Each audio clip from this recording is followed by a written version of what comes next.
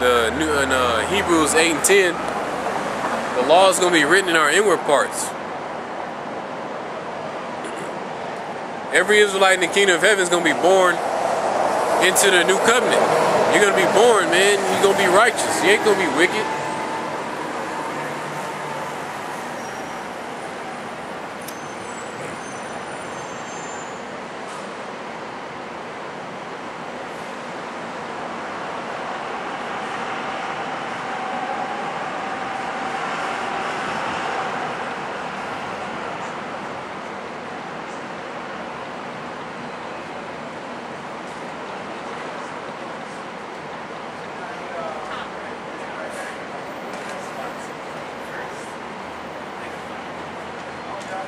Well, let's see.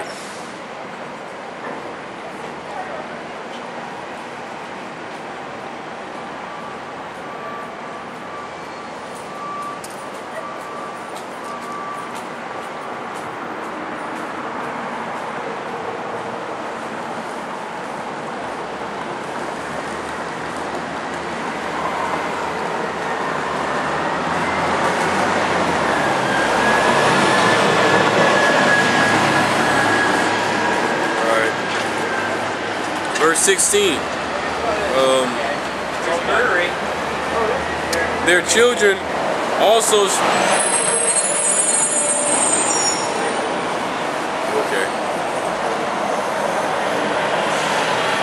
their children also shall be dashed to pieces before their eyes. Their houses shall be spoiled and their wives ravished. You know? So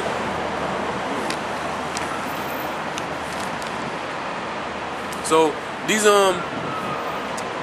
heathens, especially these Edomites, man, they're at the top of the list for who Israel want to get their hands on, at least the elect. Right? But you're gonna have 2/3. The 2/3 gonna be the ones involved in this race rioting. You know, you can think of them as being like the pawns, right? Just go ahead and do this weakened line. But the Most High's strong pieces on the chessboard is his elect. His minor pieces are the 2/3. You know? But in this chess game, all 2/3 are going to be destroyed off the board. Esau is going to be put in check. You know?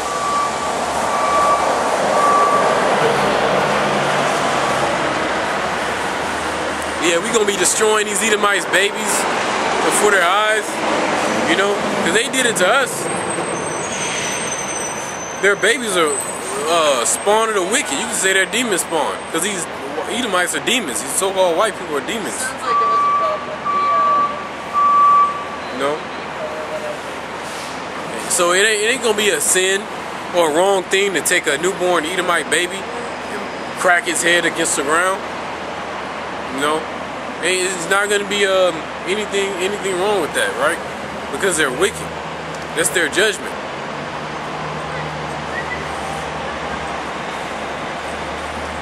That's an eye for an eye. That's payback. That's recompense.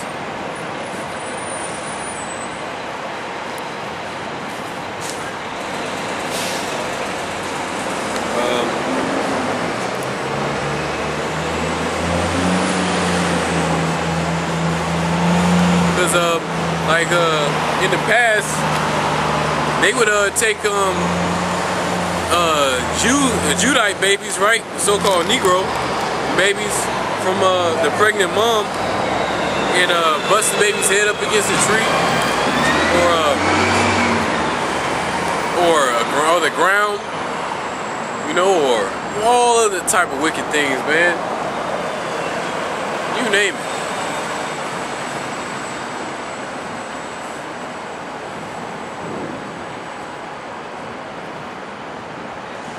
Name it, man. You name it, they did it.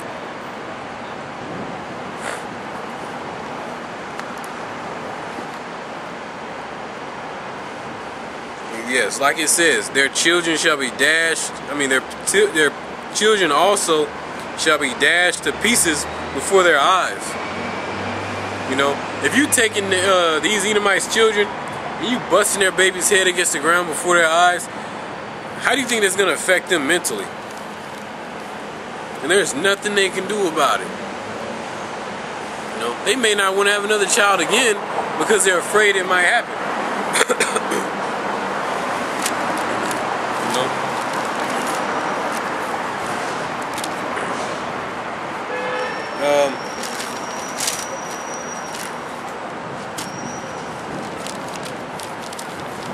Let's see. Their houses shall be spoiled. You know, these Edomites gonna be spoiled, man. We're gonna take everything from them. We're gonna take everything from these Edomites.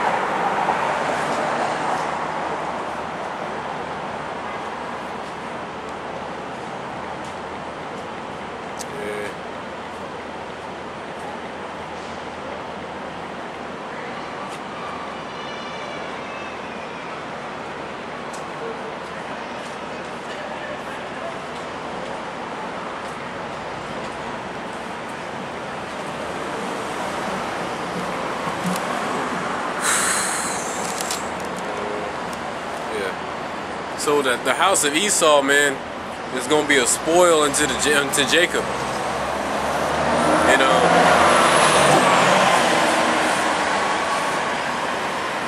And they're in these people, these wealthy people's houses too, gonna be spoiled. You know, because when shit get real bad, people gonna get hungry, man. When people get hungry, they gonna go out and find something to eat. They're not just gonna sit up in the house and just die of starvation. They gonna go to where they know the food is. Know where the food is. And these Edomites, they got the money. They got the nice cars. You know they got food up in their house. They got cupboards and all that shit.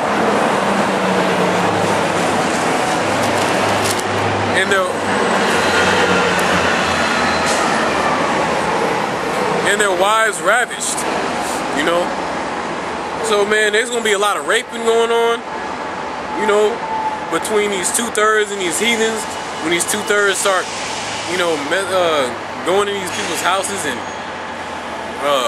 stealing stuff from these people's houses and all these other things that's gonna go on during the race riots. So one of these heathens' wives might be caught out somewhere and get raped by a 2/3 or maybe even another heathen, you know, or vice versa. A 2/3 nigga woman could end up getting raped by a heathen. You know what I'm saying? But these Edomites, man, they gonna be being put to death. Because the righteous thing is you can't rape a woman when her husband is still alive. You know, you gotta put her husband to death. Because if you don't, that's adultery. Whether these 2/3, they don't know that. They gonna do this shit anyway. You know? But it's gonna be a very interesting time. You know, to see these Edomites going through shit like that.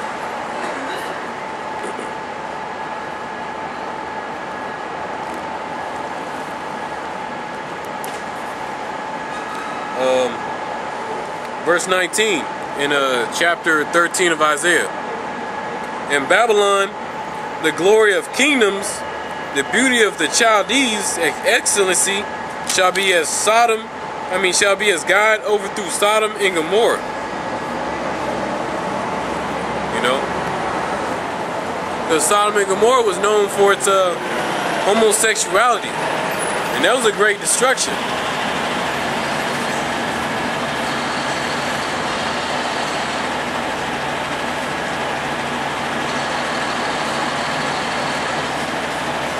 But America's compared to Sodom and Gomorrah because of the homosexuality that's going on here. And all the other wickedness that goes on here. It shall never be inhabited, neither shall it be dwelt in for generation to generation. Neither shall the Arabian pitch tent here, neither shall the shepherds make their fold there. So the destruction here is going to be so great. Ain't nobody going to be living over here anymore.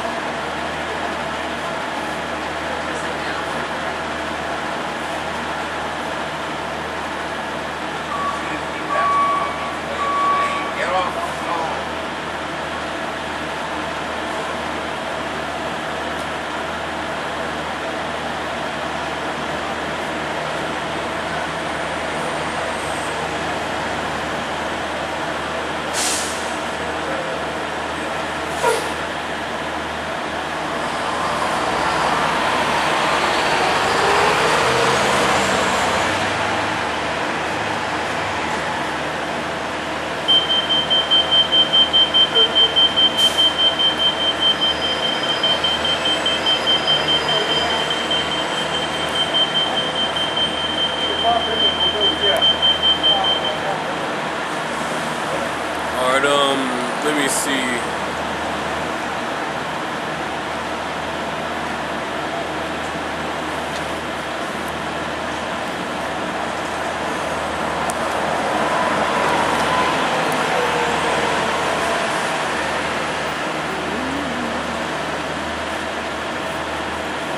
This is Obadiah 1:18.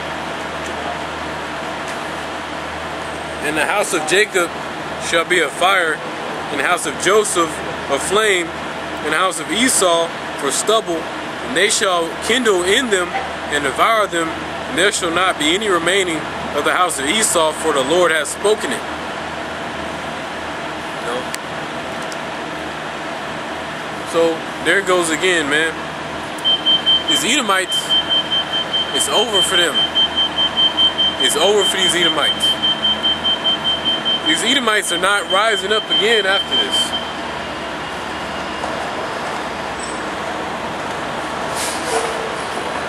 Let's see if I can find another one. Yeah. This is the last time these Edomites are going to be ruling.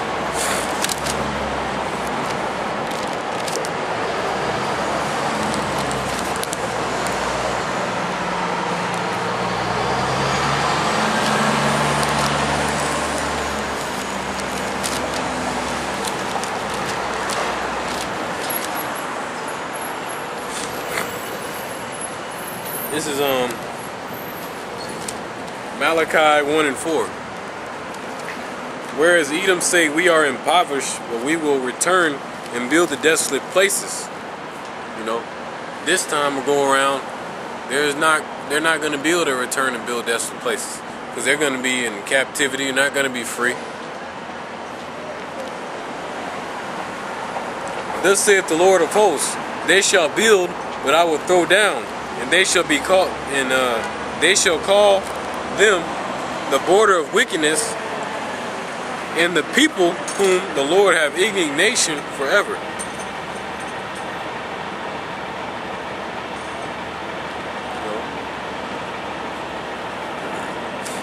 So after this one, man, when the Lord tears this place down, they're not going to build up again, though. Because they're going to be in subjection, in hardcore slavery, the hardest the world has ever seen.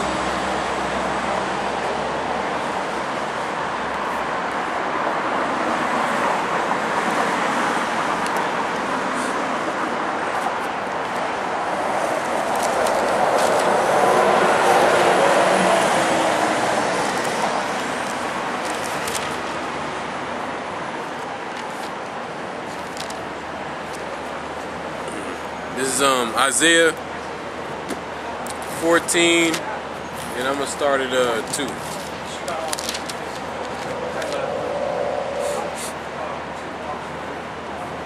For my people shall take them and bring them into their place, and the house of Israel shall possess them in the land of the Lord for servants and handmaids, and they shall take them captive who captives they were, and they shall rule over their oppressors. You know. So that goes to show you that the Israelites are the ones that's going to be ruling the kingdom of heaven, not with these heathen. These heathen are not going to be ruling with us.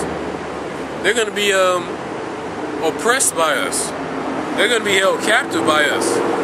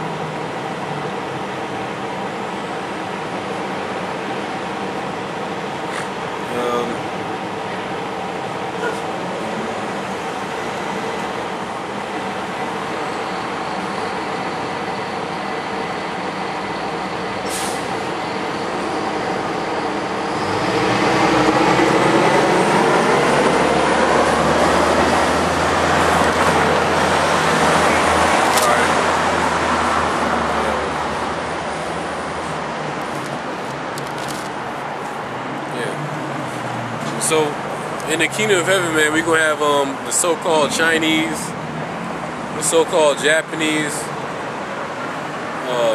these so-called white people, so-called Africans,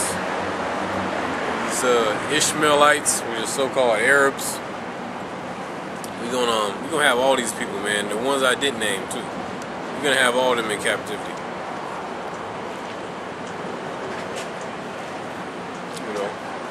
And it's gonna be a beautiful thing, you know, because right now, man, these heathens, man, I mean, they got a little taste of ruling.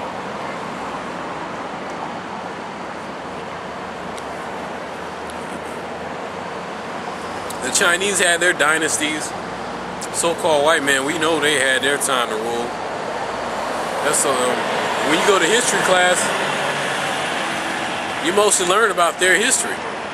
You know, they try to make themselves seem so great with their pride. Alexander the Great, he was not great.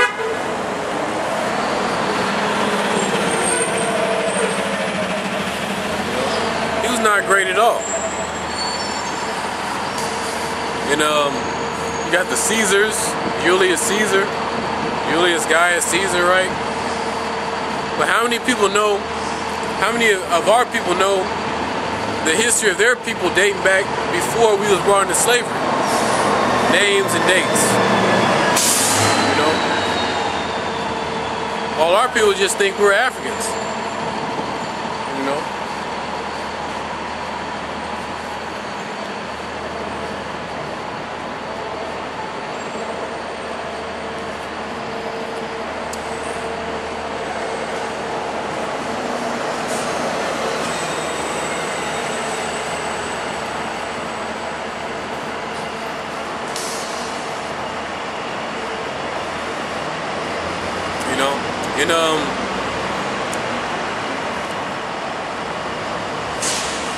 And you got our people that's desiring, like, that have the desire to know about the scriptures, but they go to the wrong place, and then they get corrupted past the point of return. It was like, after you done heard that, or after you done been given into that,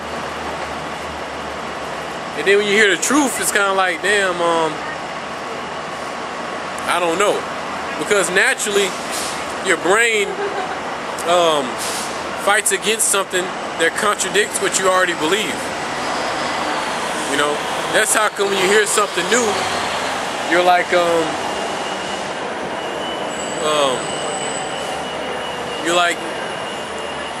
you really, even without thinking logically about it, for sometimes you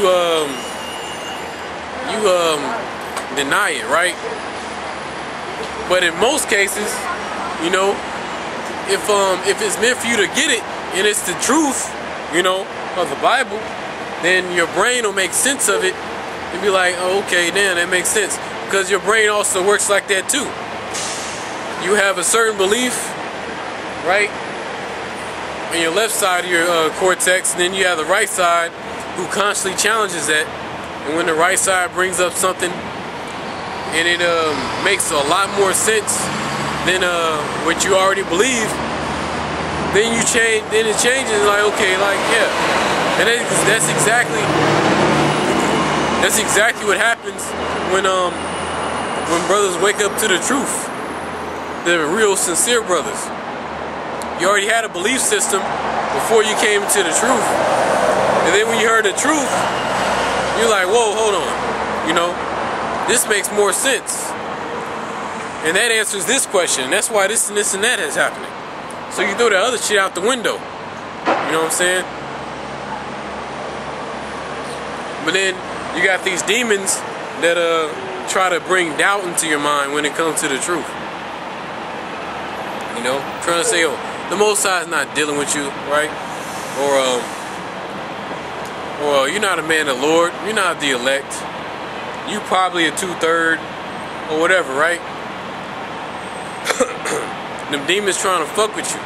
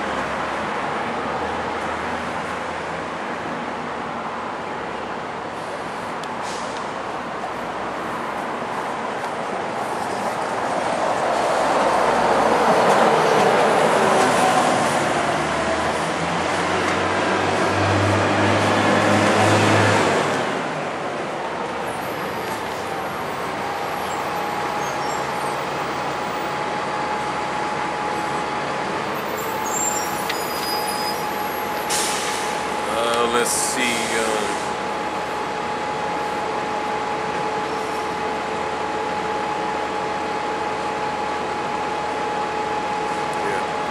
This is Sirach 19 and 24.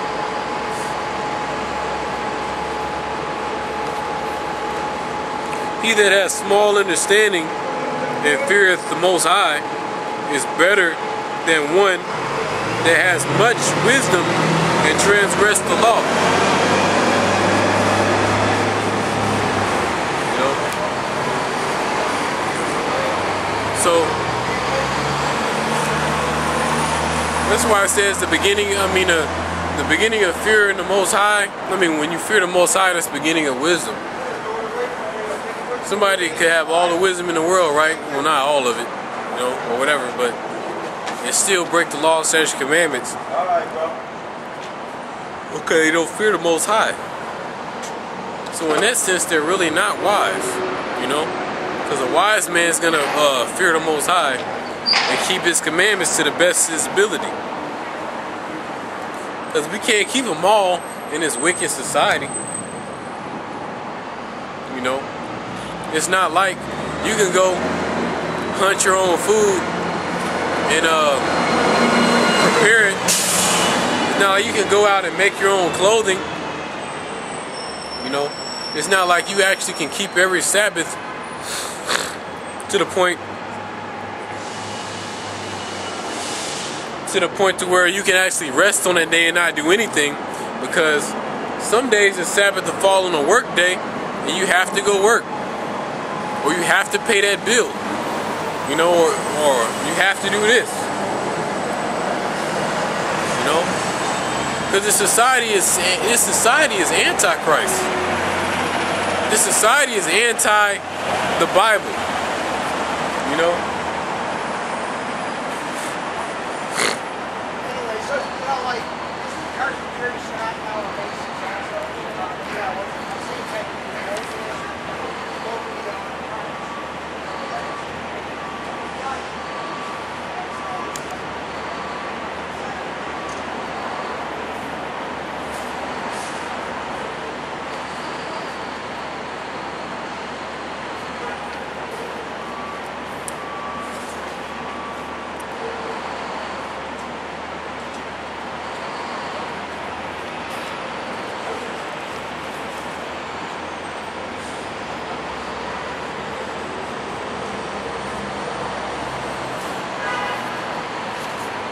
This is Sirach 27 and 24. I have hated many things, but nothing like him, for the Lord will hate him.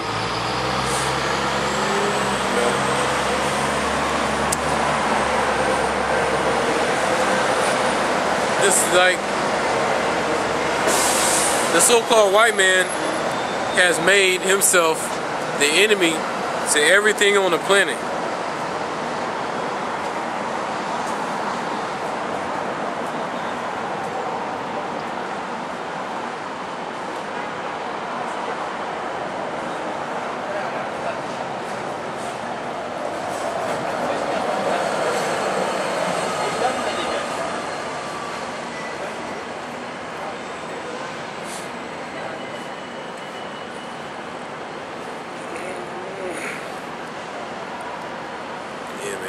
But these Edomites, man, they're on their decline from power, man. And the elite have to know this, because they have their scholars look into different historical things like the Roman Empire and the Greek when the Greeks was ruling, Babylonian Empire. They know the scriptures, man. They know about these prophecies. You know.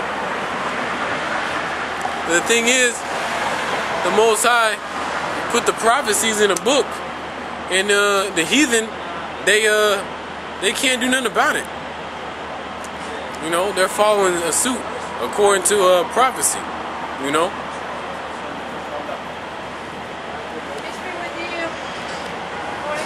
Thank you.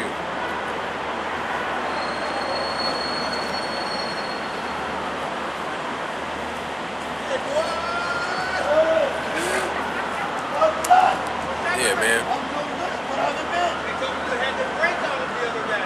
Huh? Somebody said you had the brake on it the other day. Brake? Yeah. Just the other day too. No, not that guy. I'm looking about the fucking blower inside. You say you went to the house. Yeah, man. Yeah, but the only people that's left on the planet that having a hard time to wake up to the fact that they need to hate Edomites are our people.